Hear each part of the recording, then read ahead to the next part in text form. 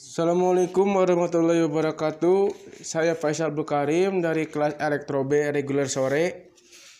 NIM saya 22121811031. Di sini saya akan menjelaskan kembali tentang wireless technology. Yang pertama, kenapa wireless? Karena wireless sangat portable, bisa digunakan di mana saja dan mobilitasnya tinggi. Tidak terpaku pada satu posisi, bisa digunakan di mana saja dan kapan saja. Atau istilah lainnya yaitu anything, anytime, dan anywhere. Untuk mobilitasnya sendiri tergantung pada ukuran, fungsinya, dan konten. Wireless membutuhkan infrastruktur required dan juga biaya, kapital ataupun operasional. Elektromagnetic spectrum. Di sini terdapat beberapa elektromagnetik atau sinyal wireless, dimulai dari VLF, LF, MF, hingga EHF, di mana VLF adalah sinyal yang paling kecil dan EHF adalah sinyal yang paling besar, di mana semakin tinggi frekuensi maka semakin kecil jarak komunikasinya.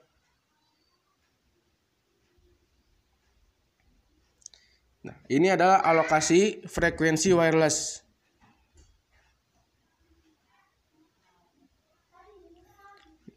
Selanjutnya adalah wireless teleponi. Ada dua wireless, yaitu forward link dan reverse link, atau biasa juga disebut uplink dan downlink. Uplink yaitu subscriber kepada base station.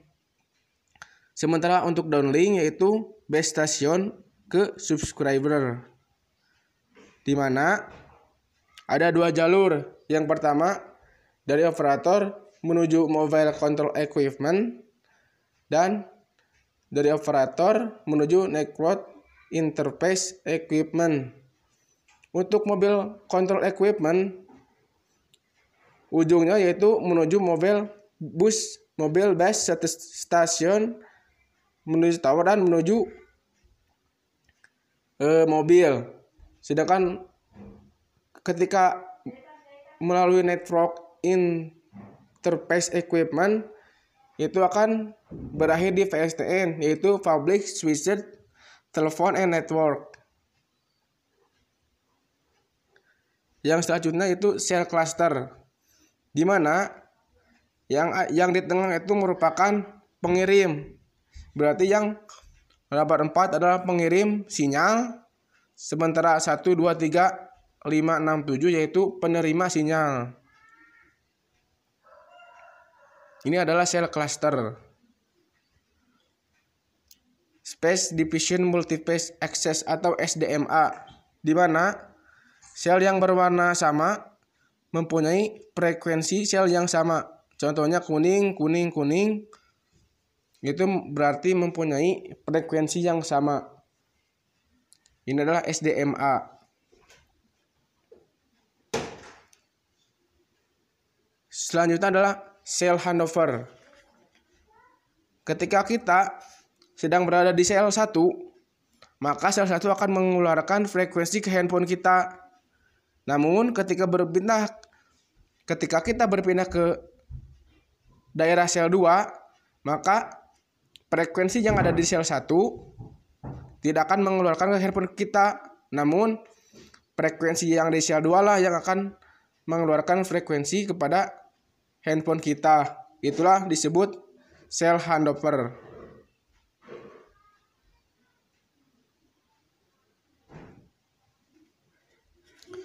Lalu selanjutnya adalah cell size.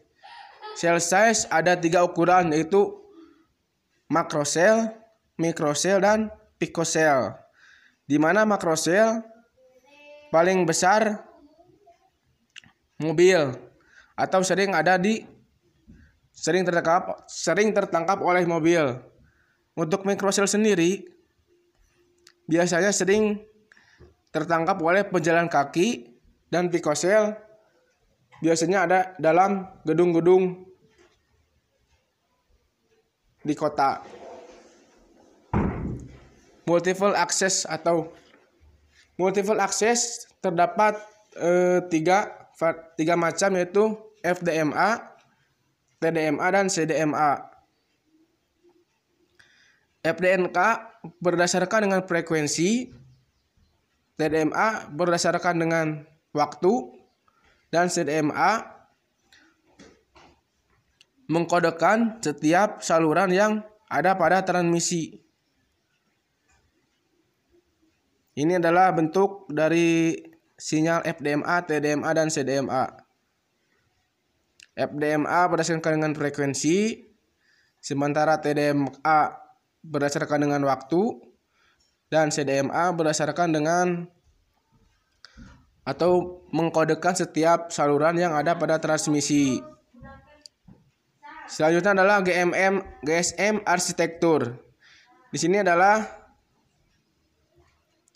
sistem jaringan GSM. Yang pertama, kita ada di MS. Setelah di MS disalurkan ke BTS. Dari BTS kita langsung disalurkan ke BSC. Setelah di BSC langsung ke MSC. Nah, di MSC kita menghasilkan PTSN atau data.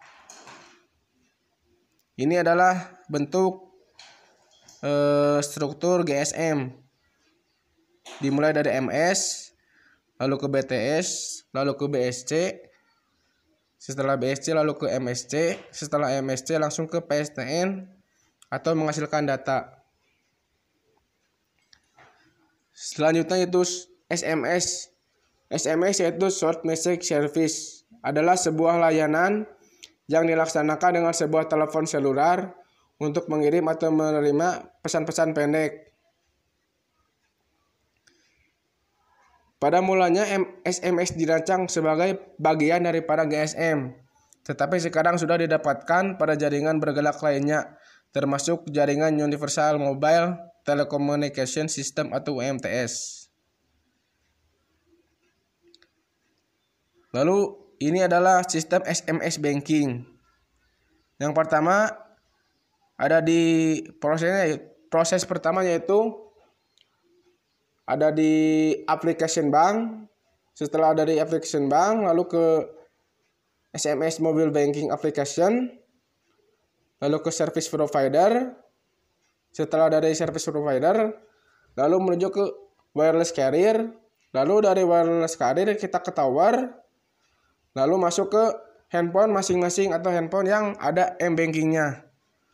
Ini adalah struktur dari SMS banking. Selanjutnya yaitu satellite system. Satellite system ada 3 macam, yaitu LEO, MEO, dan GEO.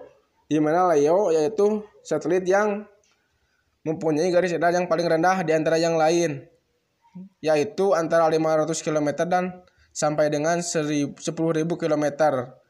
Sementara yang paling jauh dari orbit bumi yaitu satelit GEO, berjarak 36.000 km dari permukaan bumi. Dan yang menengah itu yaitu satelit MEO, antara 10.000 km sampai dengan 20.000 km dari permukaan bumi. Ini adalah satelit sistem LEO, MEO, dan GEO. Ini adalah gambarnya, di mana terlihat LEO paling dekat dengan bumi, MEO pertengahan antara LEO dan GEO adalah orbit yang paling jauh daripada bumi. Selanjutnya geostationary orbit. Orbit geostationer adalah orbit geosinkron yang berada tepat di atas ekuator bumi, garis lintang 0 derajat, dengan eksentrisitas orbital sama dengan 0 dari permukaan bumi. Objek yang berada di orbit geostationer akan tampak diam, tidak bergerak di angkasa karena periode orbit objek tersebut mengelilingi bumi sama dengan periode rotasi bumi. Ini adalah pengertian dari geostationer orbit. Lalu selanjutnya adalah gambar dari orbit geostasioner, di mana berjarak 36.000 km dari permukaan bumi. Lalu GPS Satellite Constellation. Satelit GPS terbang dalam orbit bumi sedang atau MEO pada ketinggian sekitar 20.200 km atau 12.550 mil. Setiap mengelilingi bumi 2 kali sehari. Konstelasi satelit 24 slot yang dapat diperluas sebagaimana didefinisikan dalam standar kinerja SPS. Satelit di konstelasi GPS disusun menjadi 6 bidang orbit yang berjarak sama di sekitar bumi. Setiap pesawat berisi 4 slot yang ditempati oleh satelit baseline. Pengaturan 24 slot ini memastikan pengguna dapat melihat setidaknya 4 satelit dari hampir semua titik di planet ini. Ini adalah pengertian dari GPS Satellite Constellation. GPS Trilateration. Ini adalah gambarnya. Terdapat 3 satelit yang bergabung. Pengertiannya yaitu proses menentukan posisi titik yang tidak diketahui dengan mengukur panjang sisi-sisi segitiga imajiner antara titik yang tidak diketahui dan 2 atau lebih titik yang diketahui. Dalam sistem GPS, 2 titik yang diketahui disediakan oleh 2 satelit GPS. Satelit-satelit ini secara konstan mengirimkan sinyal pengidentifikasi. Lalu Automatic Vehicle Location atau AVL, yaitu sarana untuk menentukan lokasi geografis kendaraan dan mentransmisikan informasi ini ke titik di mana ia dapat digunakan. Biasanya lokasi ditentukan menggunakan GPS dan mekanisme transmisi adalah satelit, radio, terestrial atau koneksi seluler dari kendaraan penerima radio, satelit atau menara sel di dekatnya. Sementara untuk datanya dikirim menggunakan salah satu dari berbagai sistem telemetri. GSM dan FDO adalah teknologi yang paling umum digunakan untuk telemetri pada AVL. Dan ini adalah contoh pengaplikasian dari AVL. Biasanya digunakan oleh mobil-mobil yang ada di jalanan. Lalu selanjutnya adalah wireless LAN. Wireless LAN yaitu suatu jaringan nirkabel yang menggunakan frekuensi radio untuk komunikasi antara perangkat komputer dan akhirnya titik akses yang merupakan dasar dari transceiver radio 2 arah yang tipikalnya bekerja di bandwidth 2,4 GHz atau 5 GHz. Kebanyakan peralatan mempunyai kualifikasi Wi-Fi IEEE 802.11b atau akomodasi IEEE 802.11g dan menawarkan beberapa level keamanan seperti WEP ataupun WPA.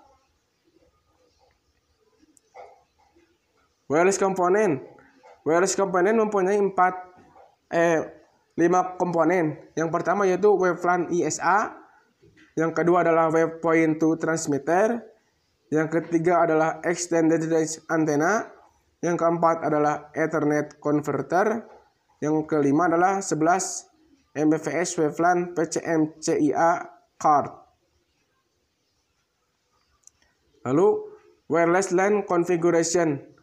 Terdapat 4 jenis, yaitu wireless peer-to-peer atau user ke user, client and access point dari user ke client, multiple access point plus roaming dari user ke client, lalu di roaming,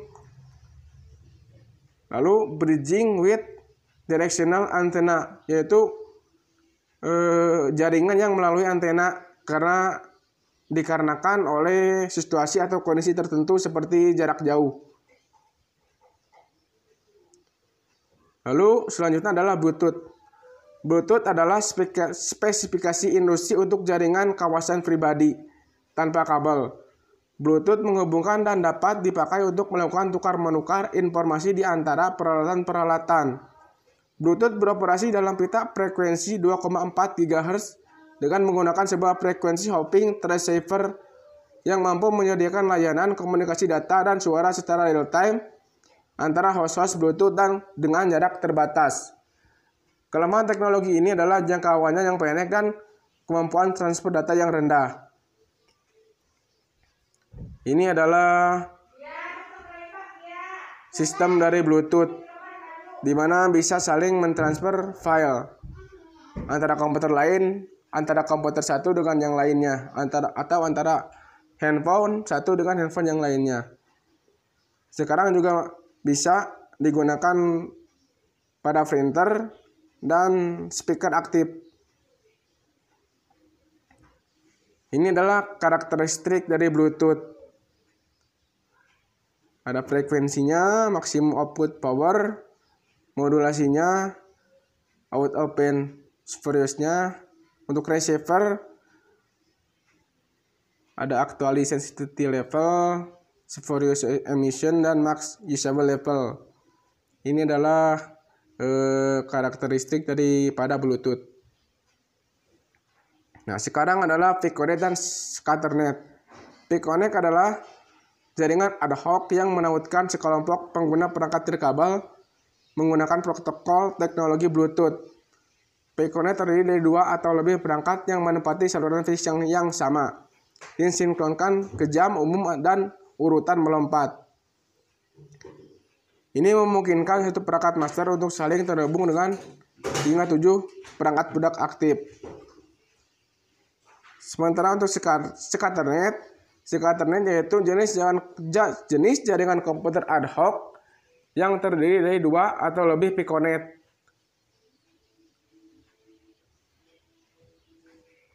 Ini adalah gambar Piconet dan Scatternet, di mana Scatternet yaitu penggabungan antara beberapa Piconet.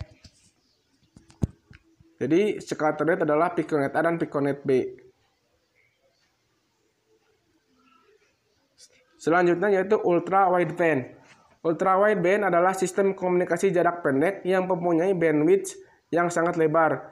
Agar dapat dikategorikan sebagai komunikasi UWB, syarat lebar bandwidth fraksionalnya 20% dari frekuensi tengahnya. UWB merupakan sebuah platform frekuensi radio yang dapat digunakan oleh personal area network untuk berkomunikasi secara wireless dalam jarak pendek namun dengan kecepatan yang sangat tinggi. Ini adalah chip dari ultra wideband yang terdapat pada handphone iPhone.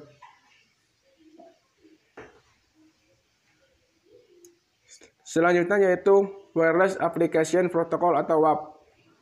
Adalah standar teknis untuk mengakses informasi melalui jaringan nirkabel seluler. Browser WAP adalah browser web untuk perangkat seluler seperti ponsel yang menggunakan protokol. WAP sendiri diperkenalkan pada tahun 1999 dan mencapai popularitasnya pada awal tahun 2000-an. Tetapi pada 2010, sebagian besar telah digantikan oleh standar yang lebih modern.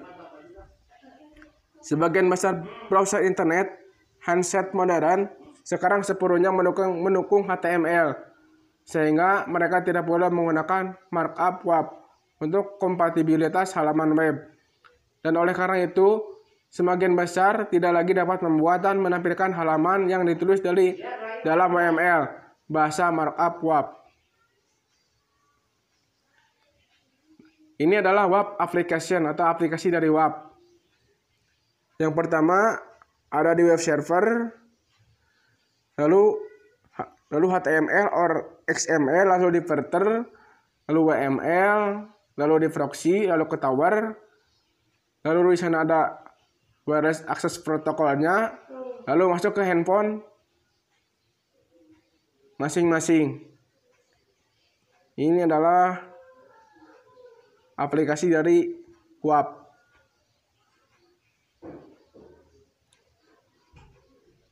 Selanjutnya yaitu standar dari wireless. Yang pertama ada 802.11b dengan 2,43 Hz 300 radius 11 Mbps.